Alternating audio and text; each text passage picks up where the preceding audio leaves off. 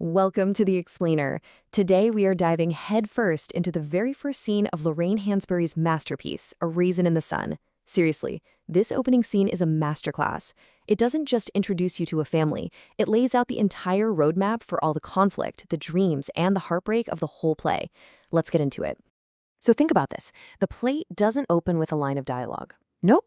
The very first thing Hansberry gives us is this description of the younger family's apartment. She tells us that the room itself, the heart of their home, is exhausted. It's a space that has fought against poverty and time, and it's lost. Right away, that sets this incredible tone of struggle before anyone even says a word. All right, so this whole scene really boils down to two huge conflicting ideas. On one hand, you have the physical space, this tired room that's holding everybody back. And on the other, you have this one single object of hope, a big check that promises to change everything. And it's the little details that just paint such a vivid picture. The furniture, we're told, was once picked out with care and love and even hope. But now it's just tired. This isn't just about shabby furniture, you know? It's a perfect metaphor for the family's dreams. They started out bright and hopeful, but they've been worn down by the sheer weight of reality on Chicago's South Side. That line, scrubbed too often, wow, that's so powerful. It tells you that the youngers are way past trying to impress anyone. Life has stripped them down to the bare essentials. It's not about getting ahead anymore. It's about the daily grind of just getting by. Survival has taken over everything else. And into this tired, worn-out world, this is about to land. A $10,000 life insurance check. It's coming because the family patriarch, Big Walter, has passed away. Now, just to put that in perspective, in today's money, that's like $100,000. So this isn't just cash, it's a potential new life. It's their one-time ticket out of that weary room. Which, of course, brings us to the dreamers themselves. Let's meet the younger family, because every single one of them looks at that $10,000 and sees the key to their own personal dream.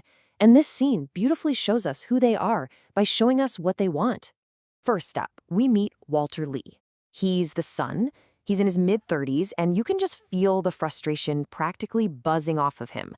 He's completely trapped in his life as a chauffeur for a rich white guy, and he is just desperate for a way out. So what's Walter's deal? Well, what he wants is dignity. He wants to be his own man, not just someone's driver. But his big obstacle? Nobody takes him seriously, especially not his own family. And so his action is to pour every ounce of his being into this one idea, using that check to invest in a liquor store. And this line, it just perfectly captures his frustration. He's trying to talk about his deepest desires, his dream for a new life, and what he hears back is just the mundane reality of breakfast. For Walter, eat your eggs isn't about food. It's about feeling completely dismissed, like his dreams just don't matter. Next up is Walter's wife, Ruth. Hansberry says life for her has been little that she expected, and you feel that. She has the same weariness as the apartment itself, but she's also the glue, you know? She's the one trying desperately to hold this very tense family together. So what does Ruth want?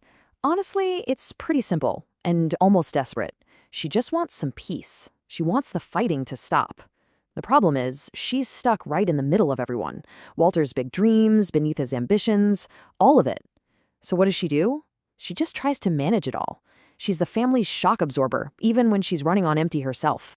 And in this really quiet, heartbreaking moment with her mother-in-law, Mama, Ruth just lays it all out.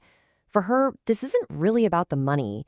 She feels this massive gap growing between her and Walter, and she's clinging to this hope that if he gets his dream, maybe, just maybe, it could save their marriage.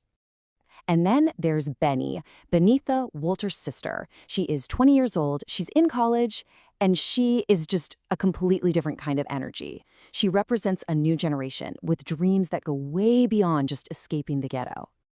Benitha's dream is crystal clear. She is going to be a doctor, period. But her obstacles are huge. First, there's the old-fashioned idea that she should just get married and be quiet. And second, there's her own brother, Walter, who looks at her expensive tuition and sees the money for his dreams slipping away. So her action is to fight for it, fiercely.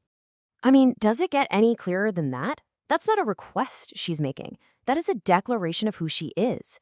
For Benny, becoming a doctor is fundamental to her identity, and she is not about to let anyone stand in her way. So you can see where all of this is headed, right? It's a collision course. This is the battle for the future, and it all revolves around that single $10,000 check. And this really gets to the heart of it all. For Walter, the money means freedom and self-respect. For Benita, it means intellectual and professional freedom. And then there's Mama, the matriarch. Her dream is maybe the simplest and the most profound. A house. A house with a little garden, a real home, to give her family the dignity they've been fighting for. 3 people, 3 very different visions for the future. So why spend so much time just on scene 1? Why does it matter so much? Because this scene is literally the blueprint for the entire play. It's an absolutely incredible piece of writing. I mean, think about it. By the time this scene is over, we know everything we need to. We feel the weight of that cramped apartment. We know exactly what drives Walter, Ruth, and Benita. We see the crash that's coming over the money. And all the big themes are right there on the table. Dreams, dignity, family, struggle. It's all set up right from the start. And so this opening leaves us with the exact same question the younger family has to answer. It's the question that's going to push them and pull them and maybe even tear them apart. When every single person's dream is valid and real and necessary, which one actually gets to happen?